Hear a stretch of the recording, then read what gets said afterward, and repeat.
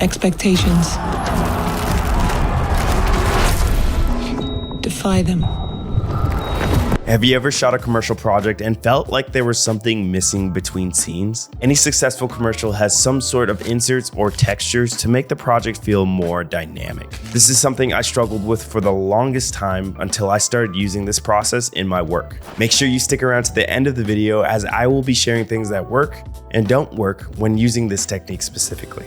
We're going to be exploring how to shoot insert cuts or transitions between scenes. But the main thing I see people doing, and this is something I used to be guilty of, is just whipping the camera around on set. This works to some degree, but there's a much better way to do this, and it all starts with context. Basically asking yourself, what are you shooting? And how can I shoot transitional shots to add to that? Sometimes these are really easy to capture on set, but most of the time the situation you'll be finding is that you don't have enough time. The main secret is to have a dedicated day after you shoot them in a controlled environment on your own time. We're going to be breaking down a scene from one of our recent projects to show you how you can start implementing these techniques in your work. Like I said at the beginning of this video, what you have to do is basically ask yourself the question of what you're shooting. This is something that we preach on Tenfold whenever we're shooting anything or teaching when it comes to being a cinematographer, a director, or involved in the creative space. And always ask yourself, what are you shooting? What is my context? In this scene specifically, this is a camera flashing scene where she is in distress. So let's just write some of these notes here. So this is camera flash. And the main thing that we're trying to feel here is distress and isolation. So myself as a cinematographer for this project, I am going to have a conversation with the director and he's going to give me those keywords. And I need the lighting to feel like that. We are in this black void and we're going to show you exactly how we did this. But the first thing I kind of want to go over is the camera settings that we were kind of shooting this on. So this was the Sony Venice. And then for this, we were shooting at 4400 Kelvin. And the reason why I do this is so that the highlights, as you can see in the bottom of the image here, these were daylight balanced lights, which we're going to get into next, but this gives you kind of a blue tone for your general lights, and the skin tone is kind of pushed into that as well. We really like this look for the commercials that we do for these dramatic and cinematic commercials that you can say. But this is something I do all the time. And we were shooting on the Zeiss Super Speeds. So this is a Zeiss, and I believe this was the 25mm, and these are Super 35 lenses. So that equates to like almost a 35, close to a 40. I was usually shooting at 2.8. This was because that these lenses are very vintage and they kind of get schmussy. And when it came to this scene specifically, this is the isolation, and I really wanted to see that reaction on the actress's face in this case. So let's go into the lighting and how we exactly pulled this off. So we had an overhead grid in the studio that we had access to, and the camera is basically pushing in this direction. So distress, that means I'm going to shoot this handheld. And this is just my thought process as we're going to go through this whole entire process of me thinking about how I can add to this as a cinematographer. In isolation, we're going to do this black void. You can go with a lot of different lighting techniques here in terms of what you necessarily want to see. But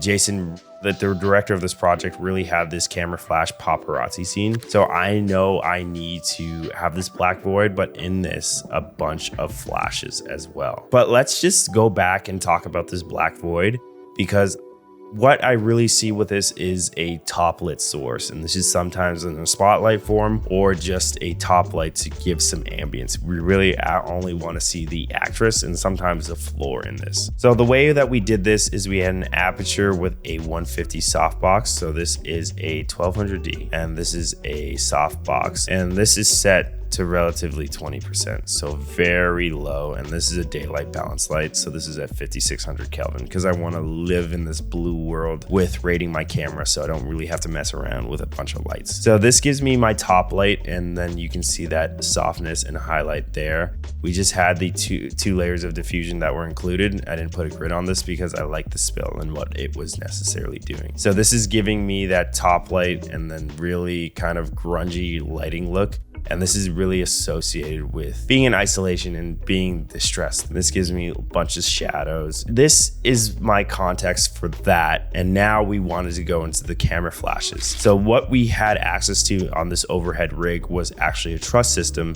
And on this truss system, we had set up multiple aperture 600Cs. The only reason that we use a 600C is because the rental house that we had access to had these available, and I didn't have enough daylight balance ones. So these are 3 times 600Cs, and then they all had Fresnels on them. And what a Fresnel does is allows you to flood the light or focus the beam. And then we kind of had them flooded all over the place, all pointed directly at our talent. And then I had my gaffer set them to a paparazzi effect. And these were all connected on Sidus Link. As you can see in the scene, there's the multiple going off at multiple times. And then on the ground, we had our production designer with 2 of these handheld camera flashes, really cheap ones that you can get on Amazon for like 30 bucks. And she was just flashing them in this direction. So all these camera flashes are going off at multiple times, and it gives you really interesting lighting as we're going along. So this goes into the distress and the flashes of the camera flash scene. And then if we go into more of this breakdown, this goes into actor blocking. So you can see that distress on her face and what exactly we're going for in this scene specifically. So it's always asking yourself, what are we shooting? And then how can we add this to what I'm applying it to? I'm a director of photography, executing on what the director's vision is. And then this is exactly how we pulled this off. And to kind of wrap up this scene, what we wanted to do is have one final flash that went off and to give us that kind of effect that was from Euphoria. I know it was a season trailer, and this is where directly I got inspiration from. And I did a bunch of research to see exactly how they did this. So what they just did is they had a bunch of light sources, and then they had somebody on a dimmer, and they turned it up and then turned it down as they were shooting that on film. We didn't necessarily have access to that, but I knew that there was a bunch of preset effects in aperture light sources, so that's exactly what we did. So if we do a kind of top-down view of what's going on here, we have our actor here, and then my camera is set up on a Dana dolly. So that's just a simple Dana dolly, and then we like this framing of her being in necessarily the bottom half of the frame and then having a lot of headroom. Really emphasize this black void that we have going on. So we have our Dana track there, and it's just simply me pushing in. So this is the Sony Venice as well. And then we kind of wanted that more a medium feel. So this is shooting with the 4400 white balance. I kept that throughout. And then this is with a 35mm sitting at 2.8 from the same set. But we did shoot this in 60 FPS just because we wanted that flash to go off and be very, very slow with what we are looking for, and her kind of putting her hand up and like being blinded from it. To give us that effect, we only really had one light in play. We didn't have any ambience because we wanted this to go into dark and then bring up with that light. So we just have an Aperture Nova P300, and this is set to the firework effect. The paparazzi was too flashy, and it wasn't giving us that slow draw from the back of it, on the backside of it, so it basically go off and shut off. But we wanted to go off and then come back down very slowly. And then we just cycled through the preset effects in there, and the firework gave us a really good one. Although it was very random, and then we had my grip really get on a timer, and really we got back and forth in terms of what this was supposed to look like. So I would set up at the first part of the dolly track and then go to the seconds, and then he would tell me exactly when to go. And then I kind of did this at a fast speed because I was working with shooting this at slow-mo. So this is just something that you really have to plan for. And this is how we knew that we wanted to end off the scene and be a really big moment. But let's start getting into what we actually talk about in this video, which is how you shoot the insert cuts for something like this. So for this is the camera flash. And we kind of have these 2 scenes that we already shot, but we want to shoot things in between that will add to it and really sell it and tie it really together. So what we are going to be shooting is, we obviously shot her, but what's the reaction to that? Like, what is making her react to that? So for this camera flash scene, we have to ask ourselves is what is causing these flashes? What is the cause? And in our case, we have the camera flashes, and then we have this final like bulb go off. So this was the kind of thing that we had. So we can obviously do camera flash. And then I had the idea based off of what Jason said. The director said, he's like, oh, I want this final bulb to go off. And what's inside of a bulb that really gives us nice textures? And there's like a filament.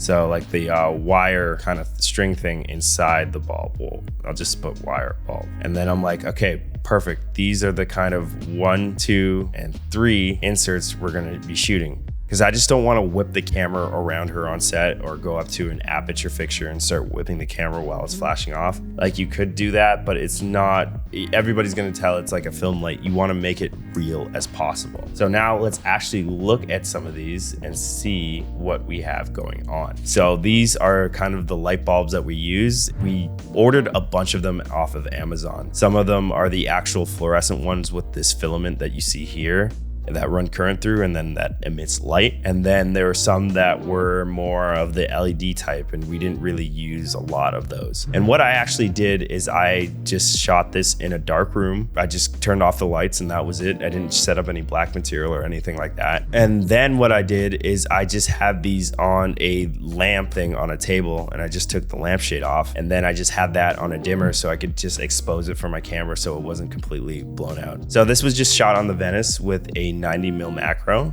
So just to give you guys some context, this is the Venice. And then I'm just shooting this at a standard white balance of 5600 Kelvin. And then we are shooting on the DZO 90mm macro. This is just one we have in-house, and we just like using it the best.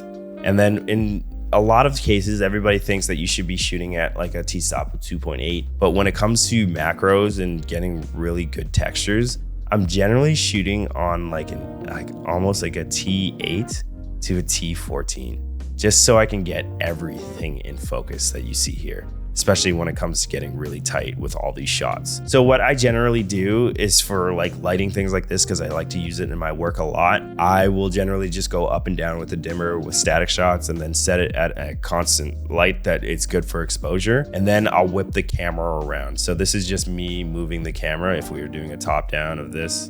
And then here's my light. And then I'm just rotating on a tripod back and forth, back and forth. Sometimes I'll shoot this at a shutter of 1/100/80 degrees, or sometimes 360 degrees to give me some motion blur. So this just gives me more blur and more kind of artifacts to work with. That's what I really like. And then I'll just move the camera closer and then kind of do the same thing. I'll do up and down or side to side. But what we really use in this commercial, and what Jason really likes to use, especially when he tells me to shoot inserts, is a lot of these smeared frames. And this is a technique called step printing. And then we just basically released a video how to do this on a Sony Venice, or how to do it on any camera. But just to give you some context, again, this was set on the Venice. And then I shot this at 3 frames per second with a 360-degree shutter. And then when we brought it into post-production, you basically slow that down by 12.5%. That is the technique I like to use when shooting slow shutter. You could easily do this on a FX3 or a camera that uses shutter speed. And if you were looking to do this in a camera that does shutter speed instead of shutter angle, so this is my angle, and then I have speed, like a FX3 or something like that, you'd shoot this at 1/1/8, and then really adjust that with an ND filter at 24 FPS. And that's really all you need. And I could easily shot this on a Sony FX3. We just wanted to use the same camera that we used throughout the whole thing. So that's what I did for these. So beyond these light bulbs, we also shot some camera flashes. We shot multiple, but the only ones that we really used, the only one that we actually used for the piece, was this vintage camera flash that we got off of Amazon. And it's something that we bought and then just simply returned after that we were done using it. So we did a bunch of whips and just basically set up the camera, and Jason was shooting that. Here's the camera just shooting into this camera flash. And it was kind of a dome thing with this kind of light bulb here, because we wanted to make it feel vintage. We wanted to make it feel kind of old school, because that's what you kind of associate with the paparazzi. Shooting camera equipment that is today's age is kind of boring. So that's exactly what we did. And then you can see that kind of texture of the bulb here and what's going on here. And that was just shooting in a studio. So if I kind of do a top down of what we were shooting, so here's the camera flash. We just had a door open here, and then there was a window in that door, which is giving this kind of ambient tone that we see here. And that was about it. And then when Jason was just firing the camera, I just whipped the camera around in multiple directions. So this is whipping the camera up and down, and then this is the same thing here. And then I would kind of put the camera free on its fluorescent head, and then I would just whip in any direction possible. So it's not just doing whips on set with what you have. It's just setting apart a separate day and shooting in, this could be your bedroom, this could be anywhere. And it's just a room that you can just really focus on getting the textures. And we like to do this textures, especially with lights. This could be any prop. We recently did another commercial, which was based around time, and we shot maybe 10 different clocks and stopwatches. So this is what I kind of want to leave you guys off with when shooting inserts and transitional scenes for your project itself. Don't feel that you have to get them on set. Sometimes they're very specific if you're renting props and you need something, but just feel free to be creative and shoot those later and just send them to your editor, because this is what we do all the time.